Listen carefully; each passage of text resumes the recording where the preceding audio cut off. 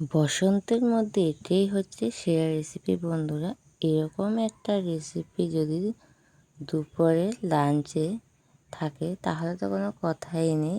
এরকম একটা রেসিপি থাকলে তো এক নিমিষে এক থালা ভাত নিমিষে শেষ হয়ে যাবে। আর খেতে বন্ধুরা এই রেসিপিটি দুর্দান্ত। একবার হলেও তোমরা কিন্তু বাড়িতে বানিয়ে দেখবে, এর স্বাদ কখনো তোমরা ভুলতে পারবে না। বাড়ির ছোটো থেকে বড় সবাই কিন্তু তোমার প্রশংসা করবে। এরকম একটা রেসিপি একবার বানিয়ে খেলে তোমাকে বারবার বানাতে হবে বাড়িতে। সজনে ডাঁটা আমরা অনেকেই কিন্তু অনেকভাবে খেয়ে থাকি বন্ধুরা। আজকে আমি বলবো বসন্তের সেরা রেসিপি হবে এটাই। একবার হলো সজনে ডাঁটা এভাবে বানিয়ে দেখুন, দুর্দান্ত লাগবে বন্ধুরা, এর সাথে কখনোই ভুলবেন না। আজ আমি এই রেসিপিটি বানাবার জন্য এখানে সজনে আর আলু নিয়ে নিয়েছি। একটা কড়াই বসিয়ে তাতে তেল দিয়ে দিয়েছি। তেলটা গরম হয়ে যাওয়ার পর এখানে কেটে রাখা আলুগুলো দিয়ে দিয়েছি। আলুগুলো দিয়ে আমি মিনিট 2-1 মতো এটাকে ভেজে নেব। সকল বন্ধুকে অনুরোধ করবো প্লিজ একটা লাইক দিয়ে ভিডিওটা দেখা শুরু করবো। এদিকে দেখো 2 মিনিট পর আমি এখানে কেটে রাখা সজনে ডাঁটাগুলো দিয়ে দিয়েছি। সজনে ডাঁটার সাথে অল্প একটু আদা চা চামচের চাইতেও কম পরিমাণে একটু লবণ দিয়ে আমি এটাকে ভালোভাবে ভেজে নেব। সজনের ডাঁটা আর আলুটাকে আবারও আমি 2-3 মিনিটের মতো ভেজে নেব।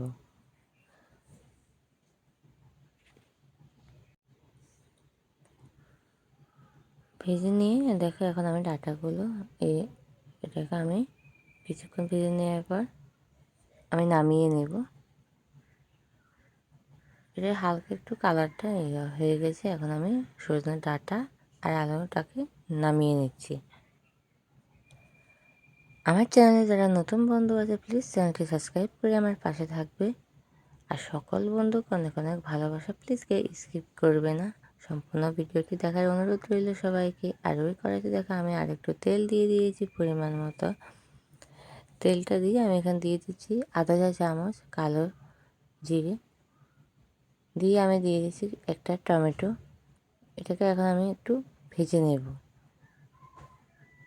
হালকা একটু ভেজে নিয়ে আমি এর মধ্যে দিয়ে দিব হচ্ছে অল্প একটু জল। আমি এখানে কিছু শুকনো মশলা অ্যাড করব, তার জন্য অল্প পরিমাণে একটু জল দিয়ে দিয়েছি। জলটা দিয়ে এখানে আমি দিয়ে দিব হচ্ছে এখানে আধা চা চামচ হলুদ গুঁড়ো, দিয়ে দেব এখানে 1 চা চামচ লবণ, দিয়ে ভালোভাবে এটাকে নাড়াচাড়া করে নেব। টমেটোটা যতক্ষণ পর্যন্ত না একদম নরম হয়ে যায় ততক্ষণ পর্যন্ত কিন্তু আমি এটাকে কষিয়ে নেব। আর আমি এর মধ্যে একটা মশলা তৈরি করে রেখেছিলাম। মশলাটার মধ্যে আমি দিয়েছিলাম 1 চা চামচ পোস্ত, 1 চা চামচ কালো সর্ষে, 1 চা চামচ সাদা সর্ষে, দিয়েছি 3-4টি শুকনো লঙ্কা, দিয়ে ভালোভাবে আর দিয়েছিলাম 1 চা চামচ গোটা জিরে, দিয়ে আমি মশলাটাকে তৈরি করে রেখেছিলাম। তৈরি করে আমি এখন এতে দিয়ে দিয়েছি। মশলাটা দিয়ে আমি এটাকে ভালোভাবে 4 মিনিটের মতো কষিয়ে নিয়ে তারপর ভেজে রাখা ডাঁটা আর আলুটা এর মধ্যে দিয়ে দিয়েছি। দিয়ে এখন আমি এটাকে ভালোভাবে কিন্তু নাড়াচাড়া করে নেব।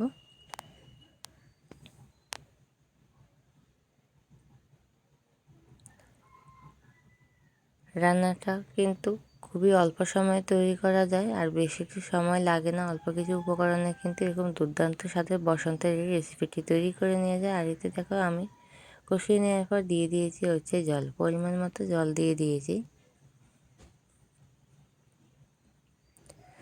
পরিমাণ মতো জল দিয়ে এখানে আমি দিয়ে দিয়েছি আরও আধা চা চামচ লবণ। লবণটা একটু কম হয়েছিল তার জন্য, দিয়ে আবার একটু ভালোভাবে কিন্তু নাড়াচাড়া করে নিচ্ছি। আর দেখো এটা খুব ভালোভাবে কিন্তু ফুটে উঠেছে। আর রান্নাটা কিন্তু একদম খুবই সুন্দরভাবে দেখো ডাঁটাগুলো সেদ্ধ হয়ে গেছে, আলুটা খুব ভালোভাবে কিন্তু সেদ্ধ হয়ে গেছে। দেখতে পাচ্ছ খুবই সহজ এবং দারুণ লাগে খেতে বন্ধুরা। একবার হলে তোমরা বাড়িতে এভাবে বানিয়ে দেখবে। আর একদম শেষে আমি দিয়ে দিয়েছি হচ্ছে একটু কাঁচা সর্ষের তেল। রান্নাটা কিন্তু সর্ষের তেলেও করা যায়, কিন্তু সর্ষের তেলে না করে তোমরা এরকমভাবে সাদা তেলে রান্না করে শেষে একটু সর্ষের তেল উপর থেকে দেবে, এর স্বাদটা ঠিক অন্যরকম লাগে। আর দেখো এদিকে কিন্তু রান্নাটা আমার পুরোপুরি কমপ্লিট হয়ে গেছে বন্ধুরা। আমার ভিডিওটি তোমাদের কেমন লেগেছে অবশ্যই কমেন্টে বলবে, আর বেশি ভালো লেগে থাকলে একটা হাইপ করবে আর তোমাদের প্রিয়জনদের সাথে শেয়ার করবে।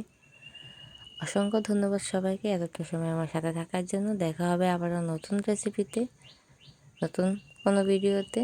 সবাই ভালো থাকবে, সুস্থ থাকবে, সাবধানে থাকবে।